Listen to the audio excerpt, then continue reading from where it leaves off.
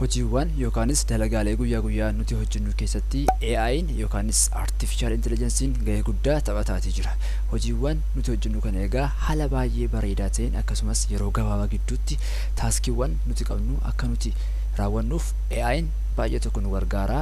Viidiyoo kana keessatti artificial intelligence websaayitii 3 kan nuti area yookiin bakka kamirratti iyyuu itti gargaaramuu dandeenyu isiniif qabadheetiin dhufee jira.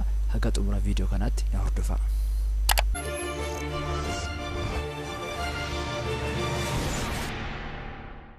Egaa jalqaba irratti kan nuti ilaallu Bard AI dha. Bard AI'n kuni AI websaayitii kan dhaabbata Googleedhaan ifoome yookaanis hojjetame yeroo ta'u gaaffii barbaadan kamiinuu gaafattanii sekondii muraasa gidduutti deebii quubsaa ta'e kan isiniif kennuu danda'udha. So AI toolii kana fayyadamuudhaaf internet browserii qabdan tokko bilbilaanis ta'uu ni mala akkasumas koompiyuutera keessan irratti banuudhaan bakka sarchii kana irratti bard.google.com jettanii haala kanaan barreessuudhaan sarchi gootu jechuudha. Wayita kana sarchi gootanitti Gmail accountii keessaniin akka isin sign in gootan isin gaafachuu danda'a. So wayita inni isin gaafatutti odeeffannoo inni isin gaafate itti guutuudhaan sign in gootu. Waan addaa waan biraa waan isin gaafatu hin qabu. Emailii keessan qofaan sign in goonan directly fayyadamuu dandeessu jechuudha. So amma gara Bard accountii keenyaatti seenneeti jira. So kun dashboard yookiin homepage Bard AI ti. Egaa ergee gara kanatti dhufnee booda AI toolii kana irratti wanta barbaadan gaaffii barbaadan kamiinuu gaafachuudhaan deebii argachuu dandeessu. Gaaffii isin gaafattan maybe text generation ta'uu ni mala. Akkasin text garaagaraa isiniif generate godhu content generation ta'uu ni mala. Akkasumas ammoo summarization fi maybe mathematical calculation garaagaraas ta'uu ni danda'a. Kanneen kana qofa osoo hin taane programming akkasumas coding irrattis gaaffii barbaadan kamiinuu yoo gaafattan deebii quubsaa ta'e isiniif kennuu danda'a jechuudha. So Bard AI'n yookaan artificial intelligence tooliin kan dhaabbata Google'n hojjetame kanadha kan inni fakkaatu. Bakka kana irratti gaaffii barbaadan kamiinuu gaafachuudhaan haala margaa jirtan kanaani AI tooliin kuni deebii quubsaa ta'e isiniif kenna. So innan jalqaba irratti isiniif ibsee bard.google.com AI tooliin Google kana fakkaata jechuudha. Lammaffaa irratti kan nuti ilaallu ammoo AI toolii kan dhaabbata Microsoftidhaan hojjetame yeroo ta'u innis Bing Chatidha. Kana fayyadamuudhaaf jalqaba koompiyuutera keenya irraa Microsoft Edge browser banuutu nurra jiraata. Bilbilaan fayyadamaa kan jiru taanaan ammoo Play Store irraa Bing Chat yookiin Bing AI application jedhu download godhachuudhaan fayyadamuu dandeenya. So ergi haala kanaan koompiyuutera keenya irratti internet browserii Microsoft Edge banneetii booda irra keessoo kan akkuma agartan gara mirgaa kan irraa mallattoo kanatu arganna. So mallattoo kana irratti wayita kilikii goonu as biratti akkuma agartan kana bakki chaatii nuuf banameeti jira. Bakka kana irratti gaaffii barbaadan gaafachuudhaan deebii argachuu dandeessu jechuudha. Yookaan ammoo taabii haaraa tokko ni bantu. Taabii haaraa banuudhaan bakka sarchii kana irratti Bing Chat jettanii haala kanaan sarchi gootu. Inniyyuu jalqaba irratti haala kanaan isiniif dhufa.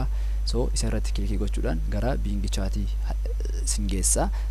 Wayita gara fuula kanaatti isin fidu egaa bakka text input kana irratti gaaffii barbaadan gaafachuudhaan deebii argachuu dandeessu. Kanaan duratti garuu Microsoft accountii isin barbaachisa. Microsoft accountii hin qabdan taanaan Microsoft accountii banachuudhaan jalqaba sign in gochuu qabdu yookiin login gochuutu isin irra jiraata. Ergi login gootanii boodadha kan isin servicii kana fayyadamuu dandeessan jechuudha. So Bing AI yookiin Bing Chatiin kanadha kan inni fakkaatu. Gaaffii barbaadan kamiinuu gaafachuudhaan automatically gaaffii keessaniif deebii isiniif kennuu danda'a jechuudha. Chat AI'n kuni so kunis gaaffii content garaagaraa generate gochuu ta'uu ni mala. Text summarization akkasumas mathematical calculation fi gaaffii area garaagaraa barbaadan kamirratti yoo gaafattan deebii quubsaa ta'e bakka irraa argachuu dandeessan keessaa tokko Bing Chatidha.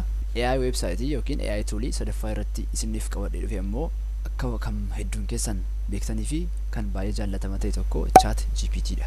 So ChatGPT'n kuni AI toolii dhaabbata OpenAI jedhamuudhaan kan hundeeffame yookiin kan hojjetame yeroo ta'u fayyadamtoota hedduu tokko qabaachuudhaan fudhatamummaa guddaa argateeti kan jirudha. So ChatGPT kana fayyadamuudhaa fi internet browserii qabdan ni bantu. Bakka sarchi irratti chat.openai.com jettanii haala kanaan barreessuudhaan sarchi gootu.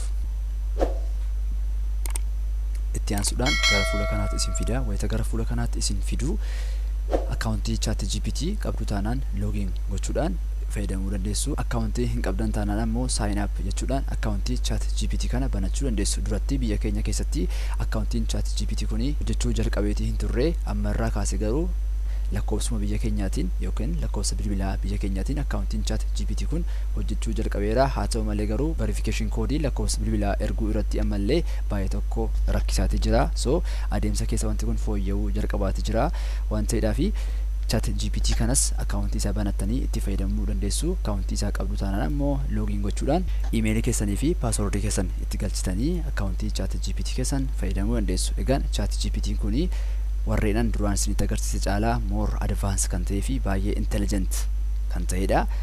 ChatGPT kana irra ergi haala kanaan dhuftanii booda bakka kana irratti gaafii barbaadan kamiinuu gaafachuudhaan deebii quubsaa ta'e argattu jechuudha.